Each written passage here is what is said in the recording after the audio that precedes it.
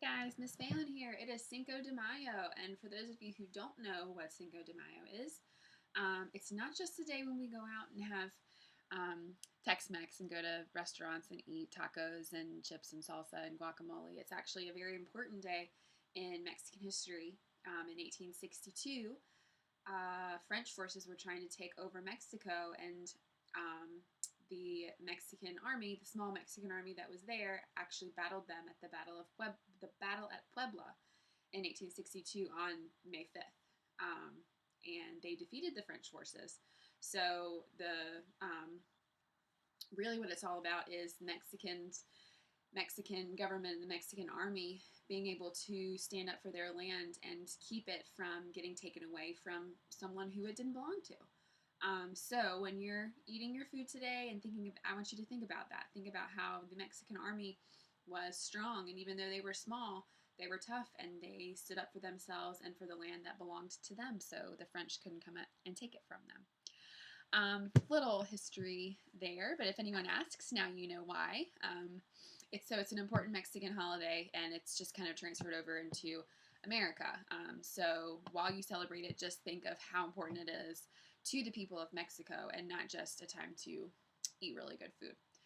I hope everybody's doing okay today. It's Tuesday, and I hope your caterpillars are good. My caterpillars, I've got a cup full of them. I've got 5, and if you see, there's 1, 2, 3, 4, 5 of them. I didn't name them because I would get them all mixed up, but if you can see, they've got a lot of frass that where those little brown dots, that's the caterpillar poop. It's called frass. And then there's a lot of little fuzzy black dots, like one right there. That's where they've molted because they are getting bigger and bigger. If you have looked from day to day and seen your caterpillar, it is growing bigger and bigger every day. And so when that happens, it's got to shed some of that skin so it can grow more skin. Yeah, so that's molting. So that's what all of that stuff is, and all the webs and stuff. That's what they do in the wild to protect themselves. So just because they're not in the wild doesn't mean they're not going to do what they're supposed to do. So yeah, I hope your caterpillars are good. You're keeping track of them. It should be a few more days that they'll be like this, and then they'll start forming their chrysalises, so you can watch that process. We have 4 days left of distance learning.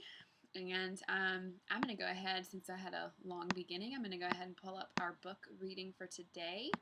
You can read along with me, you can listen, or you can read yourself. So yesterday we did a light bulb, a pencil sharpener, a coffee pot, and a sack of potatoes. And then today we're going up to chapter 15, An Elephant in Wayside School. So let's see what this chapter is all about. The bell rang for recess, and the children exploded out of the building. Louis, the art teacher, was ready with a big pile of red and green balls. The kids called, "Hi, Louis," and "Over here, Louis," as he tossed the balls to them. Over his shoulder, behind his back, through his legs. Deedee came charging out of the building. Usually by the time she got to the playground, there were no good balls left, but she could see one red ball by Louis's foot. She knocked over a kid from the 10th floor and shouted, "Hey, Lou!" Suddenly she stopped. She had just remembered where she'd heard of Mrs. Drazil. It was from Louis. He had once told her about the meanest teacher he'd ever had when he was a kid. She hurried over to her friends to make sure. "Hey, Todd," she called. Todd was playing tetherball with Ron. As he turned to look at Deedee, the ball came around and bonked him on the head. "Do you remember when Louis told us about the meanest teacher he ever had?" asked Deedee. Todd shook his head. After being conked by the tetherball, he couldn't remember anything. "I remember," said Jason, who was in line to play. "Whenever Louis got in trouble, the teacher used to put the waste paper basket on his head." "That's right," said Jenny, "and then Louis would have to keep it there the rest of the day, and everyone would laugh at him. And then the teacher would call on him to answer questions from the blackboard, but he couldn't see the questions, so she'd give him an F." "Do you remember the teacher's name?" asked Deedee. Her friends shook their heads. Todd couldn't even remember his own name. "I think it was Mrs. Drazil," said Deedee. They ran to Louis. "Hey, Louis," said Jason, "what was the name of that mean teacher you once had when you were a kid?" "Which one?" asked Louis. "The one that put the trash can on your head," said Jenny. Louis shuddered just thinking about her. "Mrs. Drazil," he whispered. The kids looked at each other. "What color hair did she have?" asked Jason. "Brown," said Louis. "Why?" "We have a substitute teacher," explained Deedee. "She's real nice."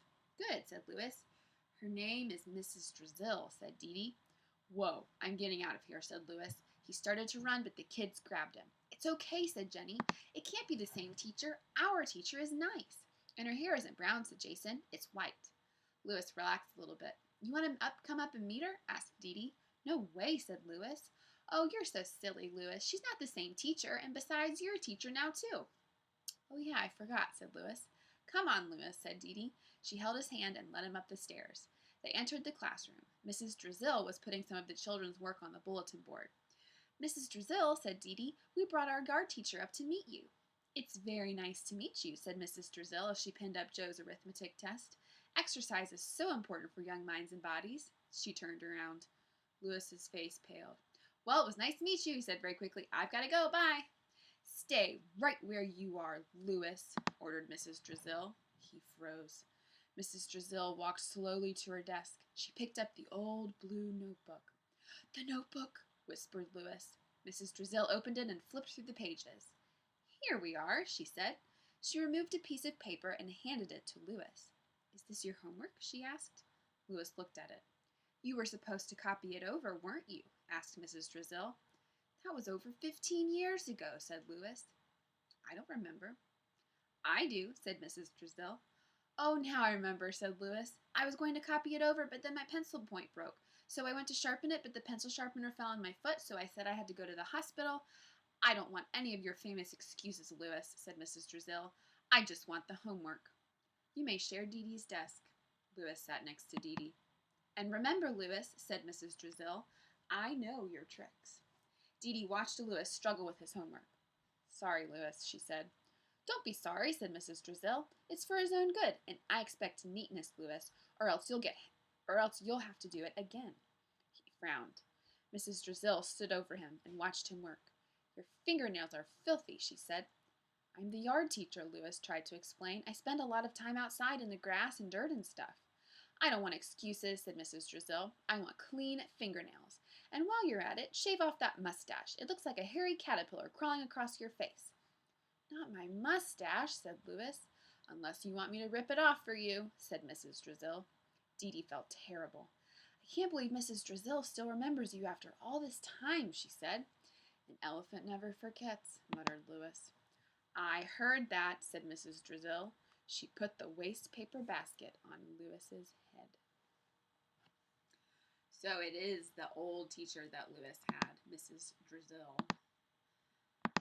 Yikes. All right, so y'all might like this next one. The next chapter is chapter 16, Mr. Poop. Not sure why it's called that, but I guess tomorrow we will find out. Hope y'all have a great day. Keep watching those caterpillars, seeing them grow, and I will be back tomorrow.